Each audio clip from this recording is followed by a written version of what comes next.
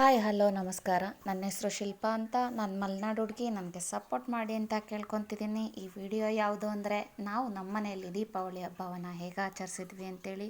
ಮಲೆನಾಡಾಗಿರೋದ್ರಿಂದ ಸ್ವಲ್ಪ ವಿಶೇಷನೇ. ದೀಪಾವಳಿ ಮೊದಲನೇ ದಿನದಿಂದನೇ ಪ್ರಾರಂಭ ಆಗುತ್ತೆ ನಮಗೆ ದೀಪಾವಳಿ. ನಾವು ದೇವಿರಮ್ಮನ ಪೂಜೆ ಮಾಡ್ತೀವಿ. ಇಲ್ಲಿನ ವಿಶೇಷವಾದ ಶಕ್ತಿ ದೇವತೆ ಅಂದರೆ ದೇವಿರಮ್ಮ.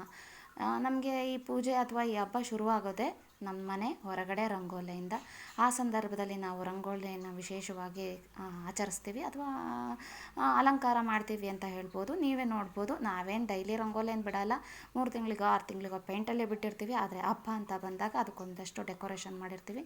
ಅದ್ರ ಜೊತೆಗೆ ದೀಪಾವಳಿ ಆಗಿರೋದ್ರಿಂದ ಸಗಣಿ ತಂದು ಕೆರಕ ಅಂತೇಳಿ ಮಾಡಿರ್ತೀವಿ. ನೋಡಿ, ಇಲ್ಲೇ ಸೆಂಟ್ರಲ್ಲಿ ಇಟ್ಟಿರೋದೇ ಕೆರಕ.